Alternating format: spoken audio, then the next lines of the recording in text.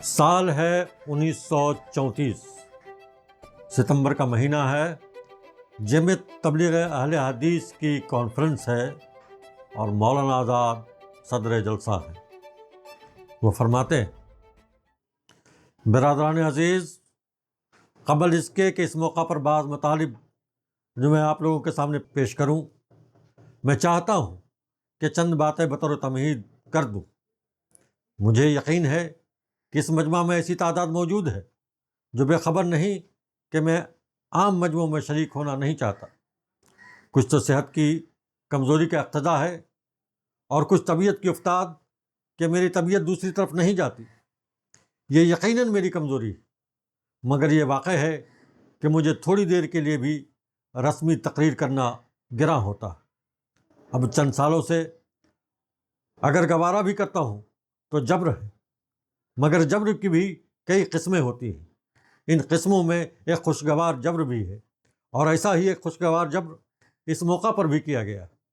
ان حضرات نے جنہوں نے اس جمعیت کی بنیاد ڈالی، مجھ سے سخت اصرار کیا، میں نے معذرت کی، انہوں نے اور زیادہ اصرار کیا، میں نے معذرت کی، لیکن ان کے اصرار کے آگے میری معذرت کو شکست ہوئی۔ میں ان کی بات ماننے پر مجبور ہو گیا۔ معاملہ اسی پر ختم نہیں ہوا، بلکہ مزید اصرار کیا گیا کہ میں جلسے میں صدر بنوں، لیکن میں نے اس کے لیے ہر بار معذرت کی۔ پھر بھی اصرار کے آگے جھکنا پڑا، اور میں نے وعدہ کر لیا کہ جلسے میں شریک ہو کر میں کچھ کہہ دوں۔ حضرات، ایک ضروری چیز پہلے بتا دینا ضروری سمجھتا ہوں، یعنی تقریر کی کئی قسمیں ہوتی ہیں۔ ایک تقریر تو وہ ہے جس کا مقصد ہے کہ آپ سے اپیل کی جائے، آپ کے دل کو متوجہ کیا جائے، آپ کے احساسات کو اکسایا جائے اور آپ کے جذبات سے کھیلا جائے۔ دوسری تقریر وہ ہے جس کا تعلق دماغ سے ہے۔ اس کے لیے ضرورت اس بات کی ہے کہ آپ کا دماغ اس طرف متوجہ ہو، کان سنے، دماغ سوچے اور فیصلہ کرے کہ کہاں تک حقیقت کو پا رہا۔ میں اس لیے پہلے ہی کہہ دینا چاہتا ہوں کہ میری تقریر پرجوش نہ ہوگی، ولولہ انگیز نہ ہوگی، آتش بدامن نہ ہوگی، بلکہ محض انجمن کے مقاصد کے سلسلے میں کام کی باتیں آپ تک پہنچانے کی کوشش ہوگی، تاکہ آپ تک پہنچ جائے اور آپ غور کریں۔ نیز مجھے یہ کہنے کا خیال یوں بھی ہوا کہ یہ ایسا جلسہ ہے جہاں علماء موجود ہیں۔ میں جو کچھ کہنا چاہتا ہوں وہ امور غور و فکر سے متعلق ہے، اس کو دوسرے سے زیادہ بہتر یہی کر سکتے۔ مجھے آپ کے انجمن کے مقاصد معلوم نہیں ہیں، لیکن جہاں تک معلوم ہے وہ یہ ہے کہ چند اہل خیر نے اس کی ضرورت محسوس کی کہ تبلیغ حقیقت کے لیے انجمن قائم کی جائے۔ حالات کو دیکھ کر ان تمام حضرات کو مبارکباد دیتا ہوں کہ یہ ایک نہایت مبارک اور مفید اقدام کیا ہے۔ جہاں تک مسلمانوں کی زندگی کا تعلق ہے، وہ اسلام کی حقیقی تعلیم کی دعوت و تبلیغ ہے۔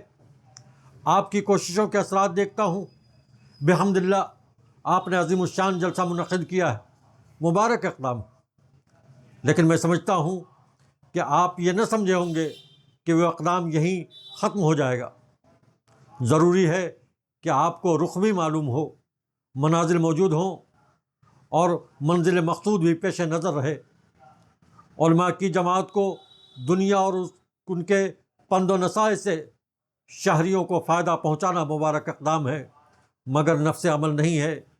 منزلیں آگے آنے والی ہیں، لہٰذا منزل بھی آپ کے سامنے ہونی ضروری ہے۔ رہی اسلام کی حقیقی تعلیم کی تبلیغ و اشاعت، تو عزیزان من، ہندوستان کے مختلف ادارے اور جماعتیں اس خدمت کو انجام دے رہے ہیں، لیکن عام طور پر دیکھا ہوگا کہ ہندوستان میں تمام کوششیں صرف سالانہ اجتماع کے انعقاد میں صرف کر دی جاتی ہیں، اور اقدام عمل، صحیح طلب اور رفع تشنگی کے لیے کوئی قدم نہیں اٹھتا۔ اگر واقعی صرف تبلیغ پیش نظر ہے تو یہ کافی نہیں، کافی ابتدا بھی نہیں۔